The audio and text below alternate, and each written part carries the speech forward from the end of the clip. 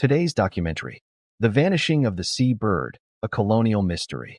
The sloop drifted on a calm dawn sea. Sails set. Anchor down. It was waiting. The men from Block Island rowed closer, their oars dipping into the silent water.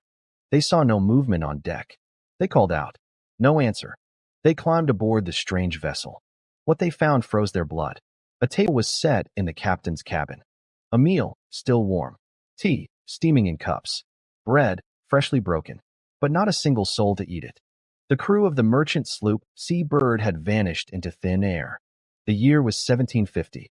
The place was just off the coast of Block Island, Rhode Island. And this was no shipwreck. This was a crime scene without a crime. A mystery without a clue. A perfect vessel, returned from a long voyage. Now a floating tomb of unanswered questions. Only two living creatures remained. A terrified dog, cowering in a corner, and a cat, prowling the silent decks. Where did Captain John Durham and his men go?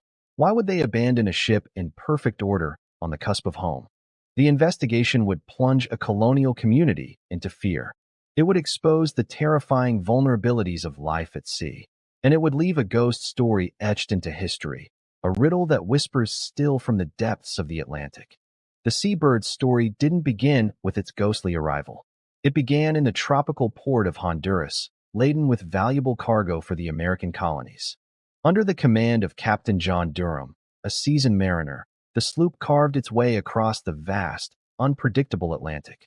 It was a routine commercial run. Dangerous, yes, but routine. For weeks, the ship was a tiny world of its own. The creak of timbers, the snap of canvas, the smell of salt and tar. The men worked, ate, slept in their narrow bunks. They dreamed of home, of New England, of solid ground. Finally, land appeared on the horizon. The coast of Rhode Island. Block Island. They were almost there. The final night. Imagine the relief. The anticipation. The lamp lit in the captain's cabin.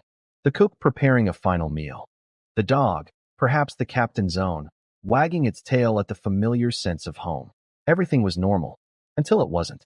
The Seabird made its final approach. It dropped anchor in the sheltered waters off Sandy Point, Block Island. A safe harbor, a stone's throw from salvation. And then, between one moment and the next, the human world aboard that ship ceased to exist. In the morning, local fishermen spotted the strange sloop. It was anchored oddly close, yet no one hailed them. No boat was lowered. Curiosity turned to concern. A party rowed out. The first clue was the silence. A working ship is never silent. They boarded. The deck was orderly. The sails were properly set, as if ready to sail at a moment's notice. Nothing was out of place. Nothing was damaged. They moved toward the companionway, down into the belly of the ship. The smell of fresh food hit them. In the captain's cabin, a scene of domestic tranquility that curdled into sheer horror. A meal was laid out. Food uneaten. Liquor in glasses. The cabin was warm, the stove still holding heat. It was as if the crew had been summoned away mid-bite. Vanished. Snatched from their seats. They checked the crew's quarters. Personal belongings were there. Chests. Clothing. Pipes. The men's entire lives left behind. No signs of a struggle. No blood. No overturned furniture. No hint of violence. Just absence. And then, the movement in the shadows. The dog. It was alive, but traumatized, shivering. The cat, equally skittish. The animals had been left behind. Why? If the crew abandoned ship in panic, why leave the dog? If they were taken by force, why was the scene so peaceful? The islanders searched every inch. The hold was full of cargo, untouched. The ship's boat was still secured on deck. They hadn't rowed away. They were just gone. News spread through the small colonial community like a cold fog. Fear is a contagion. The Block Islanders secured the ship and sent word to the mainland authorities. An investigation was launched. In an era before forensic science, before telegrams, before organized police forces, they had only observation and rumor. The colonial officials from Rhode Island arrived. They interviewed the finders. They walked the decks of the Seabird themselves, feeling the same creeping dread. They examined the log. The final entries were mundane, noting the approach to land. No distress. No mention of sickness, of mutiny, of pirates sighted. The last page was blank. The mystery deepened with every fact. The cargo was intact. This ruled out piracy for plunder. A pirate crew would have ransacked the hold, taken everything of value. They wouldn't have carefully set a table and left a meal. The men's personal money and valuables were still in the cabin. Robbery was not a motive. What about mutiny? Impossible. A mutinous crew overpowers the captain, seizes the ship, and sails away. They don't meticulously set the sails for harbor, drop anchor perfectly, prepare a meal, and then vanish into the night, leaving their own possessions behind. Mutiny is chaos. This was order. A terrifying, pristine order. They turned to the elements. A sudden squall. The Sea Bird showed no damage, no tattered sails. It was securely anchored. A waterspout. Unlikely, and it would have left devastation, not a perfectly preserved cabin. Disease. A plague sweeping through the crew, killing them all in hours? Then where were the bodies? Did the last dying man throw all his shipmates overboard before succumbing himself? And why would he then lay the table? The theory collapsed under its own absurdity. The dog and the cat provided a chilling clue. Animals sense things humans cannot. If the crew had been stricken by noxious fumes from the hold, a theory later proposed, the animals would have been the first to die. Yet they lived. They were simply abandoned. The dog's behavior was noted. It was not aggressive, but profoundly frightened. Of what? What had it seen? The investigators walked in circles. Every logical explanation hit a dead end. The Sea Bird was a locked-room mystery in the middle of the ocean. The only witnesses were a speechless dog and a silent cat. Rumors, darker and more supernatural, began to fill the vacuum of fact. This was 1750. The age of reason was dawning, but old superstitions clung to the coastal villages like barnacles. Whispers of the supernatural spread. A ghost ship, a vessel taken by Davy Jones himself. Stories circulated of strange lights seen on the water that night, of unearthly sounds. Sailors, a deeply superstitious breed, spoke of omens. They said the sea had claimed the crew for some unknown transgression, that they had been lured over the side by phantom voices or spectral lights. The Block Islanders, living isolated on their rocky outpost, felt the weight of the unknown pressing in from the vast gray Atlantic. The sea was their livelihood, but it was also a vast, hungry god, and the Sea Bird was its most eloquent and terrifying sermon. The official investigation sputtered out.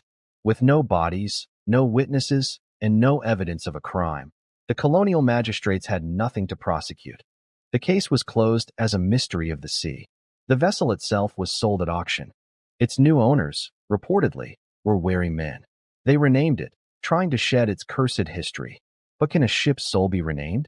Sailors told stories of bad luck following the vessel, of strange sounds echoing in its hold long after the meal had been cleared away.